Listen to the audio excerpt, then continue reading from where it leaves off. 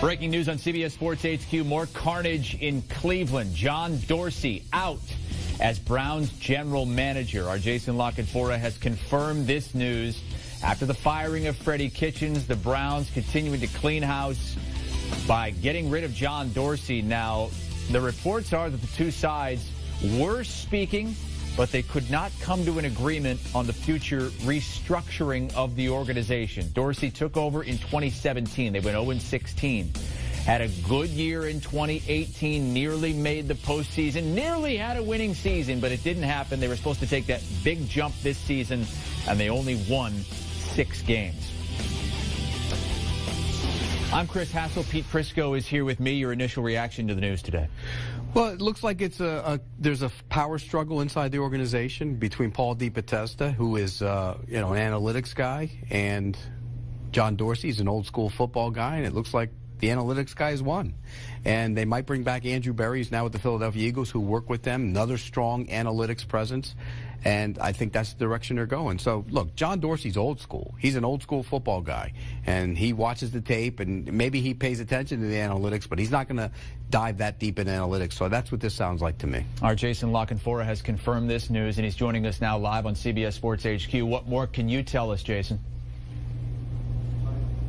Well, I mean, really the seeds of this were sowed with the decision which was made in the Haslam's mind, the ownership's mind, to part from Freddie Kitchens after that loss to Baltimore in Week 16. That sealed Freddie Kitchens' fate. That was known throughout the building. John Dorsey, Paul DePodesta, and some others started calling around the potential coaching candidates that week, which is when I caught wind of it over the weekend, trying to put together their list to present to Jimmy Haslam to sort of make their case for why the organization should go in this direction or that direction. And at the same time, you've got Jimmy Haslam reaching out to people who he's come to know through the years, like Urban Meyer and some other coaches, seeing if maybe that's the direction he wants to go in, with a sort of uber coach who would basically blow the entire building up and come in with his own ideas about training, nutrition, everything basically being turned over to that coach. And the names that John Dorsey was looking at in this coaching search were frankly people with ties to John Dorsey who wouldn't rock the boat, and coaches who wouldn't want a big hand in personnel. You know, guys like Mike McCarthy, guys like Eric Bieniemy. I don't think, that's necessarily the direction that the Haslams want to go. And then you also have Paul DePodesta, who's been there for years, as Pete said.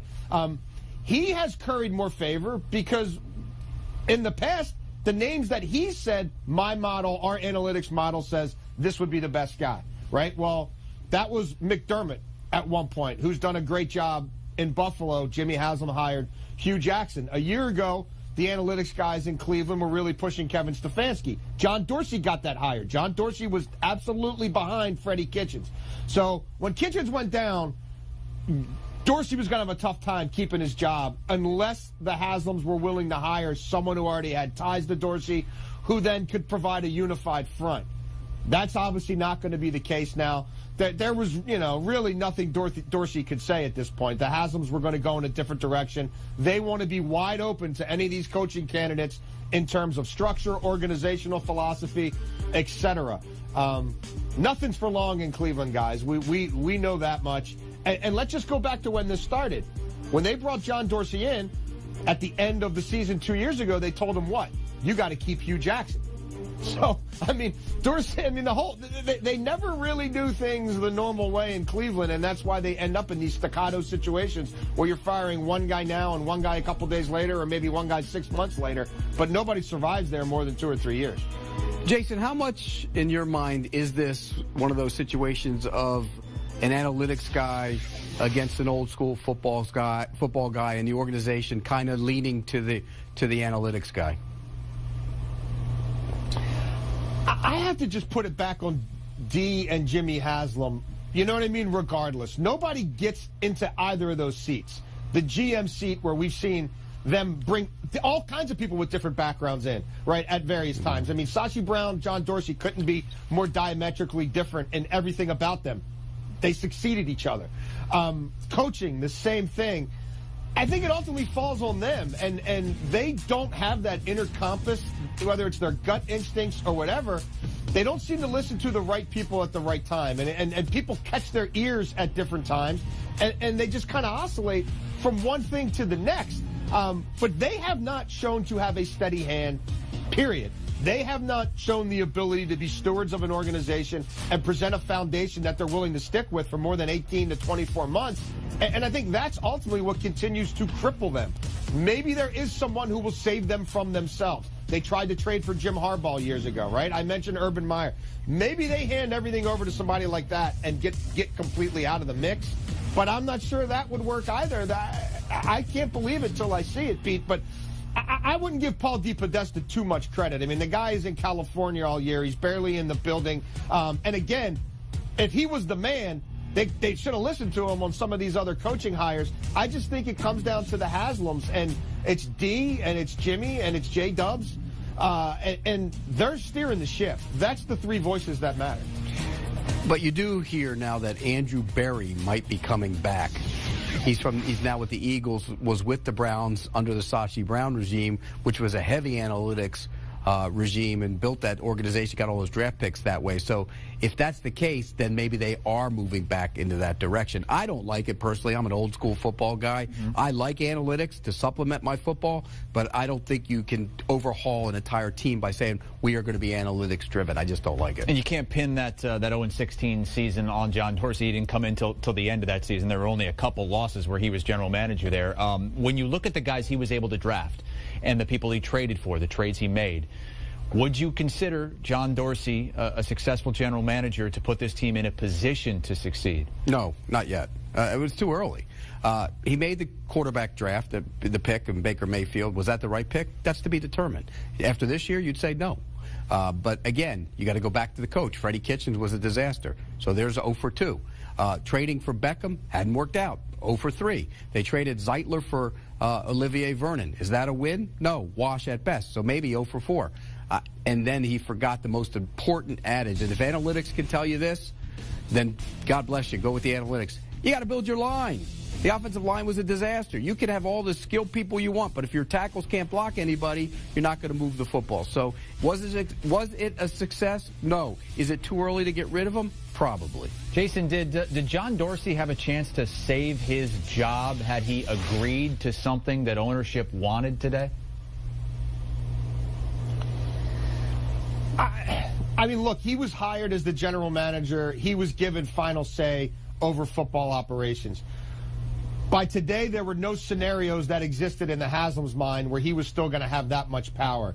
So, you know, at that point, you probably are better off brokering a settlement, because the job, as presently described, isn't the job that he was given, 2 years ago. So I don't think it's reasonable to think that he's going to agree to be some cross-checker or super scout who now may be reporting to Paul DePodesta. He may be reporting to some coach who hasn't been hired yet.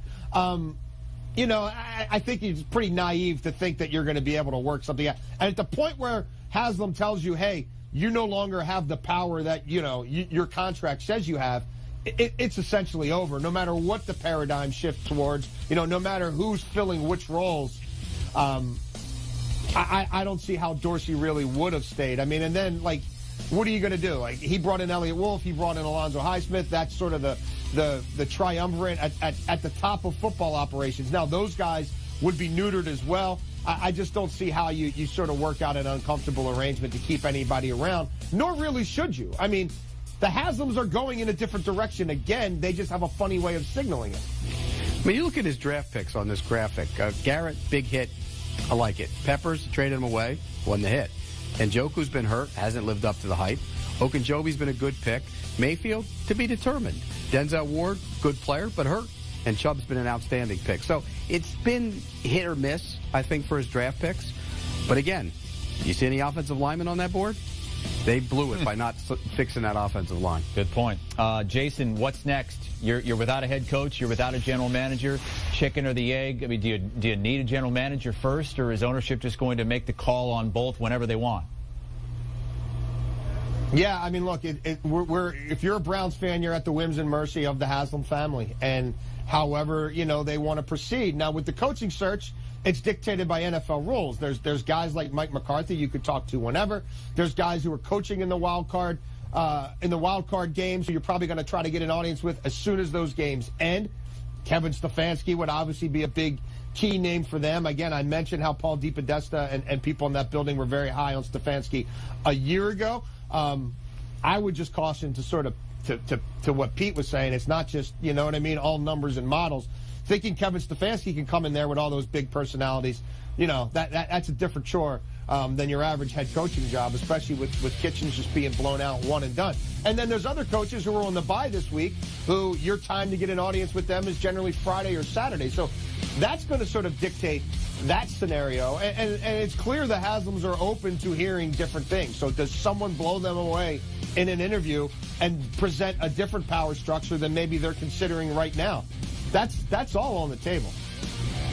All right, that's Jason Lockett-Fora, who has confirmed the news out of Cleveland that John Dorsey is out as general manager of the Cleveland Browns after 2 years and 2+ seasons there with the Cleveland Browns. Thank you so much, JLC. We're going to step aside for 60 seconds. When we come back, we'll speak with our senior writer, Jonathan Jones, and we also have statements from Browns ownership and that man himself, John Dorsey, fired today.